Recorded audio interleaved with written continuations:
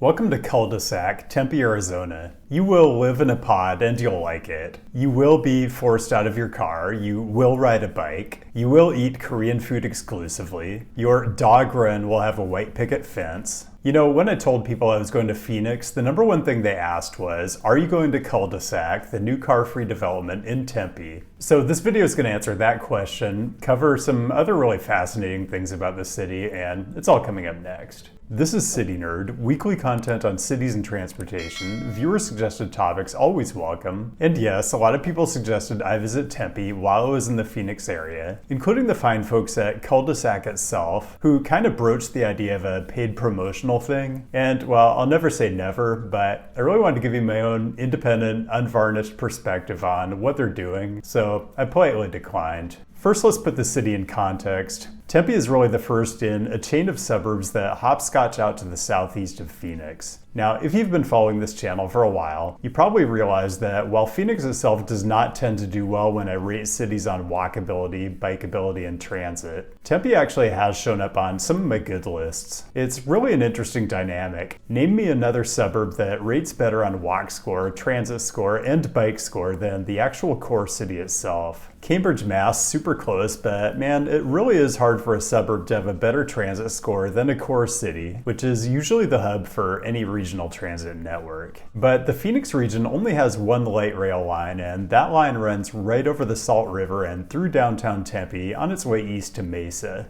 Later I'll talk a bit more about the multimodal options in the city, because they are really superior in just about every way to Phoenix itself. But it's also worth appreciating, just briefly, the very weird topography of this city. The light rail line curls around Hayden Butte, which is a distinctive fixture of the landscape that looms over the downtown and the Arizona State University campus. I will come back to ASU, but let's talk about housing as we continue to roll through on Southeast Terrace Road. There is a lot of density through central Tempe, but I don't think this is your usual transit-oriented development. Quite a bit of this is student housing, and the demand for that is pretty massive, as we'll see in a minute. So the city and the university are really leveraging the region's investment in rail transit to add density in the places where people can and do live car-free or car-light. And it's not just Valley Metro Light Rail. The Tempe streetcar is another rail service with a completely separate alignment that circulates through downtown and the ASU campus. But the light rail really is the spine of the system, with direct connections to Sky Harbor Airport, which is 15 minutes away, and a bit further out, downtown Phoenix and the points north we looked at in the video a couple weeks ago. So even though the region still has just the single light rail line, it does connect you to all the most important destinations, and the stations in Tempe have the same fascinating design elements with the shade features and the odd trellises and climbing plants built into the platforms.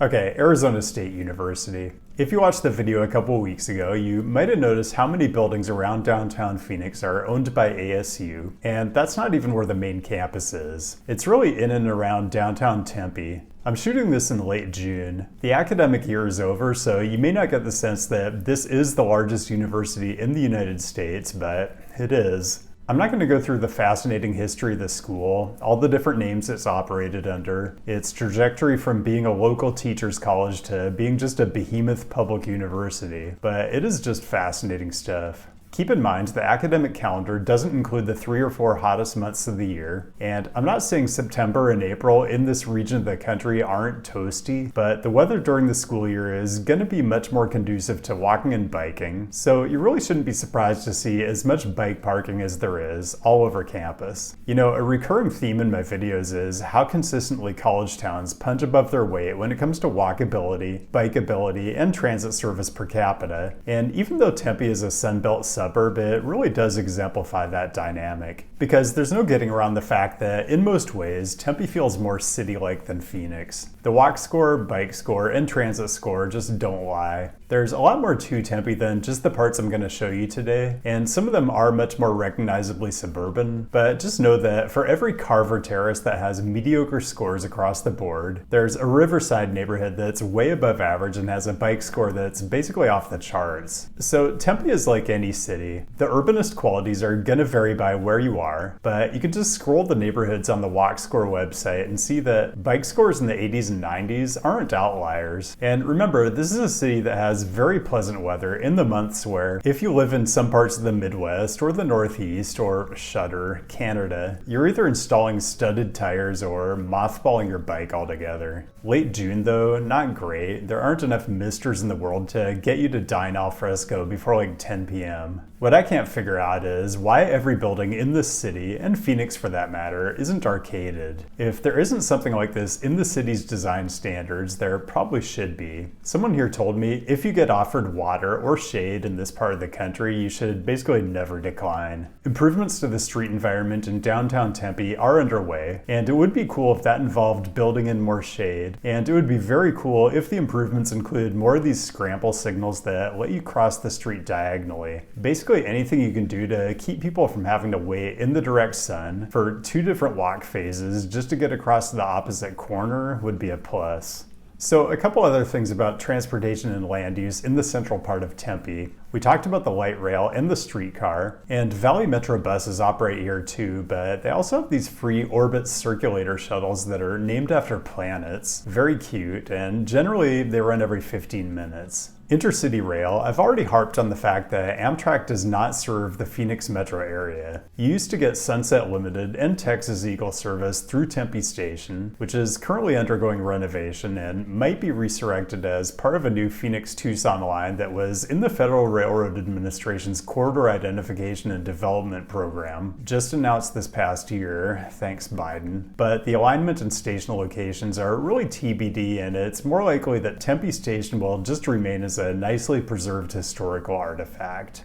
Okay, so from my point of view, there's already a lot to like about Tempe in terms of facilitating a car-free or car-light lifestyle. But in a minute, we're going to look at Culdesac, the new neighborhood that's being built from the ground up that takes all of those ideas to a very different level. Click on the various things if you want to spread the gospel of Tempe, Arizona far and wide, and follow on the apps if you want to stay apprised of my upcoming travel schedule. I did not do a fun advocacy event in Tempe. I did that in Phoenix, but even so, folks from the Tempe Bicycle Action Group did show up at the Royale, and yes, they do know exactly what their acronym sounds like when you say it phonetically, and they're quite proud of it. So if you're an enjoyer of clever acronyms and/or you care about supporting a better, less car-dependent Tempe, consider donating and/or buying some quality swag.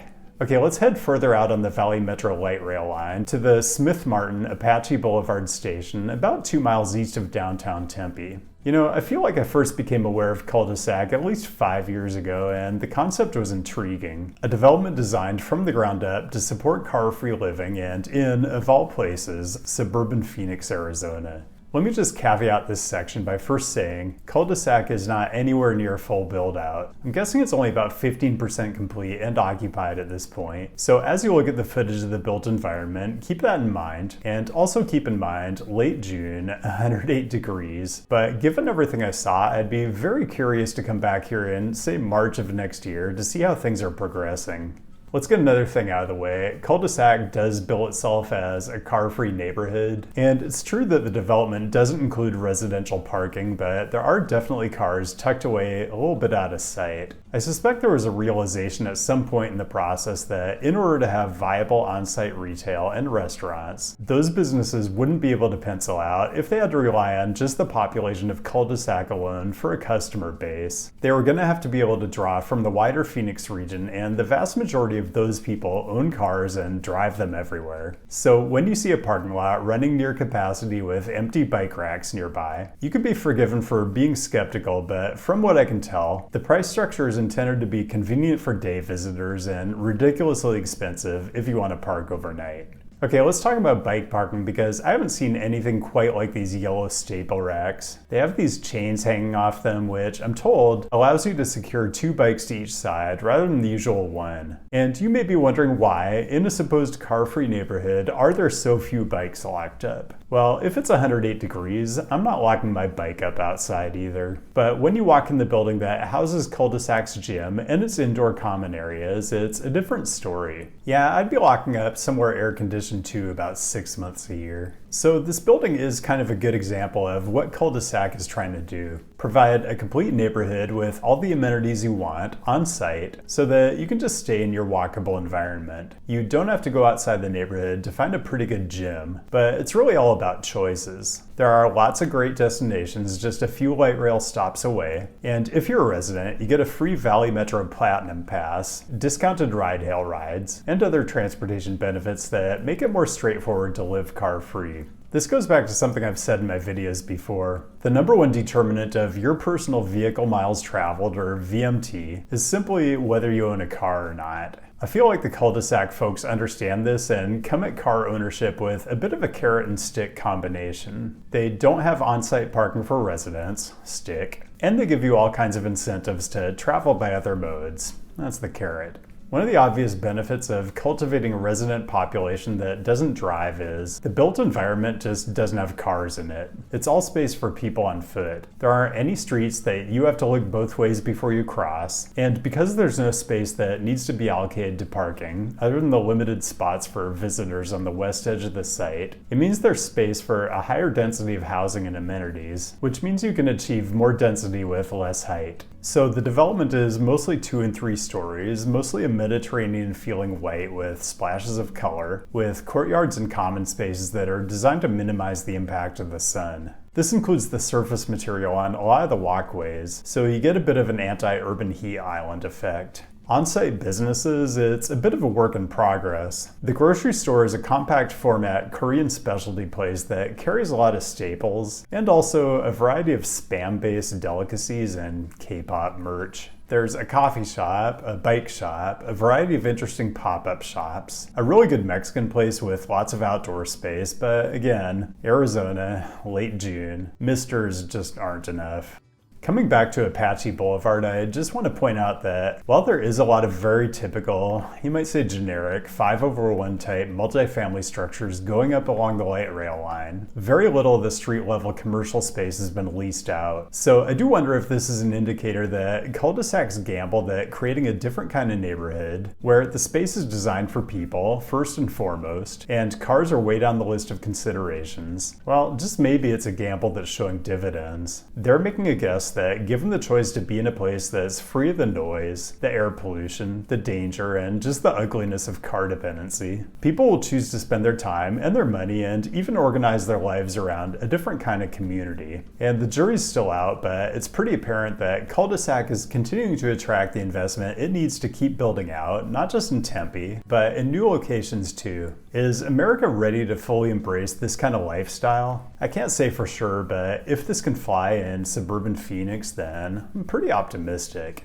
And that's all I've got. Thanks for joining today, and thanks as always to the patrons for your direct support, which really lets me maintain my independence so I can give my candid views on all kinds of stuff going on in the urbanism space. Keep the great topic suggestions coming. I'll be back with a new episode next week, and I'll see you then.